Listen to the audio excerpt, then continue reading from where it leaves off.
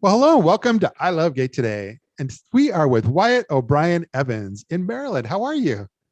Matt, I'm doing great. Listen, first of all, I want to thank you for being on the show. And I mean, you're the man. It's great to be connected with you here. So thank you. But it's just because, you and I have been in each other's lives virtually for years now because we're kind of playing in that same sandbox. You're you're a journalist, you're an author, you have a podcast, but you're promoting it through social media in a way that makes me feel like I'm always on top of whatever you're up to. See, I'm doing something right, which is good You because you are. have to let people know what you're doing. Yeah. Yeah.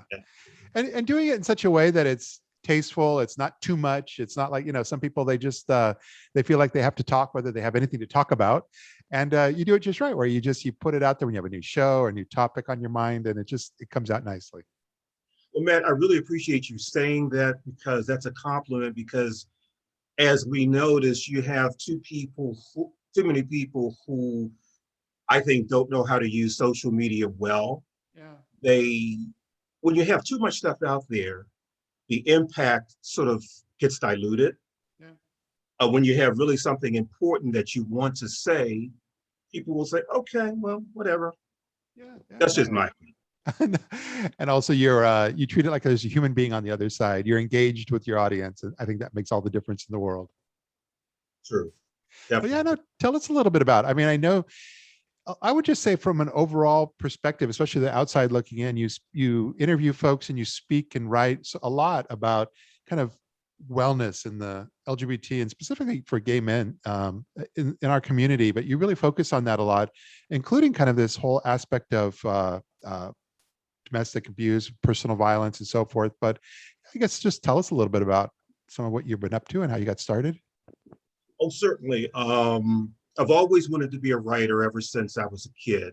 Yeah. And I decided to go into journalism. I've written for a lot of different publications, including The Blade and The Post, Washington Post, The Blade, The Advocate, the Gay Male Journal. And when I was in my early 20s in my first relationship, Matt, I was a victim of intimate partner violence and abuse. The acronym is IPVA, and that's just simply domestic violence and abuse within the LGBTQ community. Yeah. And it occurs much more often than people believe. There's a lot of stigma attached, particularly with men, because men don't want to know that another man is physically abusing them Yeah. and emotionally and mentally as well. So, in my first relationship, I was really dealing with a lot of issues with my sexual orientation, not accepting it.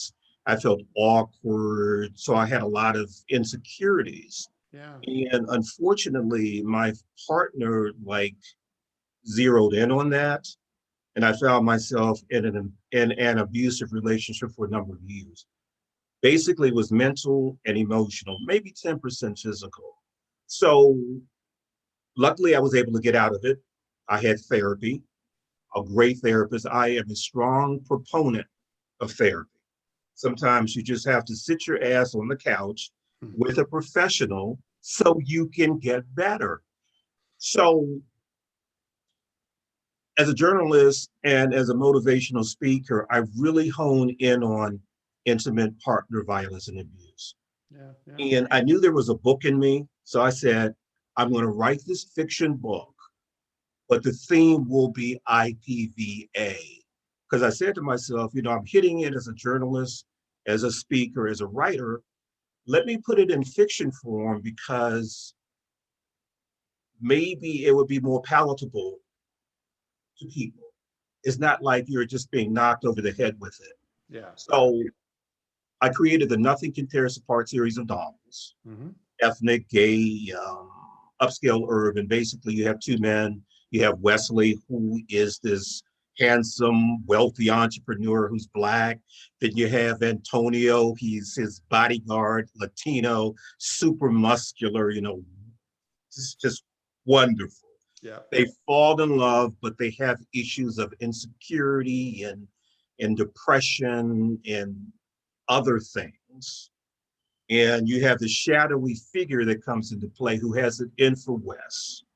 He sets Wes up to make Antonio think that he's been cheating. So Antonio batters Wes. So there's your IPVA component. Also within the series, the latest installment is Frenzy. I deal about IPVA, depression, social stuff, income disparity, between a couple. So the big question is, do these guys get back together? If so, how do they do it? And do they do it in a healthy way?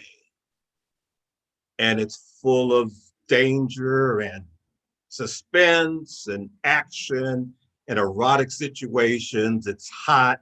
So that's all we'll tell you about that. You described that well. And but that's led to your podcast, and you're kind of staying in touch with people on a regular basis through that, but along those same themes and along those same lines. Absolutely. I'm a voiceover instructor in talent. As a voiceover instructor, I teach people individually and in groups, Matt, how to use their voices to better convince and persuade, particularly in the workplace, because if you can fashion your voice in such a way, you can really persuade people to your side. Yeah. Also, too, I used to do stand-up comedy back in the day. Okay. I was actually a regional, sort of like a regional mini-star, like Connecticut, DC, the Carolinas, that sort of thing. So with the podcast, first of all, the Wyatt podcast, it's not a gotcha type of podcast. Some radio hosts are trying to get the host, trying to get the guest. Yeah. For me, it's positive. I want the audience to understand what the guest is all about. Just peel back those layers. Mm-hmm. And I deal with issues and individuals that have a profound impact on our community. Yeah. As far as issues, for example, cultural, social, sexual, IPVA, depression, individuals are the change agents, the activists, the actors. I'm very author-centric, comedians, and porn stars. Wow. Yes, because let's face it, porn is a very important part in the lives of some gay people. So with the show, I try to encompass as many aspects of our community as possible. I want there to be something for everyone. One week I might have a porn star, the other an author, the next a singer, the next one a change agent. And one of the good things about it is I've got a sidekick. Madam Pussy Galore Cockadoodle Doo, Drag Queen Supreme. So I inject strategic humor. Yeah. So she'll come on. She's not on every week because I don't think I could take her every week. I don't think you could take her every week. It's like sometimes the old expression, a little is more than enough. Yes. As grandma used to say, less is more. Exactly.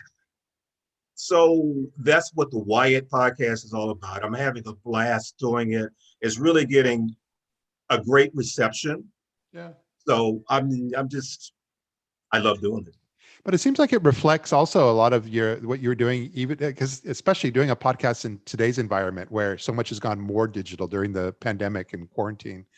But before that, you were doing a lot of public speaking, but it seems like that all kind of mirrors in terms of organizations, companies, they were having you come in and speak about these things as well. Absolutely. Because later this year, I'm getting ready to do some IPVA seminars for the Veterans Administration. I'm a member of the National Trauma Board that helps craft policy. I'm the LGBTQ chair for that organization, for that board. Yeah. It is basically about trauma. There's so many different types of trauma. So I'm going to be doing some speaking engagements for them. So the calendar, since thank God COVID is being contained more Yeah, yeah, and things are opening up. My calendar is filling up, which is a very good thing. yeah. No, I hear you. I know that's a big part of even I think all of our lives. We're getting back out there again, and there's this sense of hope. Absolutely. Absolutely. Yeah, that's Because I call 2020 the lost year, yeah. but things are better. Oh yeah, no. 2021 will be known as the year of hope, the year of where things feel like they're in a positive direction, and so that's really coming out. When I was in New York, people are coming out, whether it's just for Pride or what have you. The whole city's coming back alive again, and that seems like very reflective of things we're seeing all around the country. Absolutely. And that's a Yeah. really good thing. Well, I'm looking forward to being able to connect with you in the real world when we're going to start getting out and do. I often travel and get out there and do speaking as well. So I'm looking forward to when our paths cross and we can connect in hashtag IRL.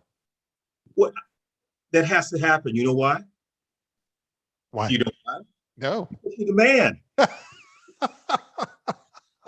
I know we get a chuckle out of you. You're the man with the plan. I'm trying. For a long time. It's true. Well, keep watching all the crazy stuff we post as well. Do that whole, that engagement that we do back and forth, but because it is a plan and it seems to be coming to fruition. And so I think it'll be kind of fun to see where things go over the next year. But no, thanks so much for being here with us, sharing some of your story and taking a few moments of your time. And like I said, look forward to seeing you again soon. Matt, listen, thank you. It's been a blast. And like I said, you were the man. Thanks again. Take care now. It feels good, so good.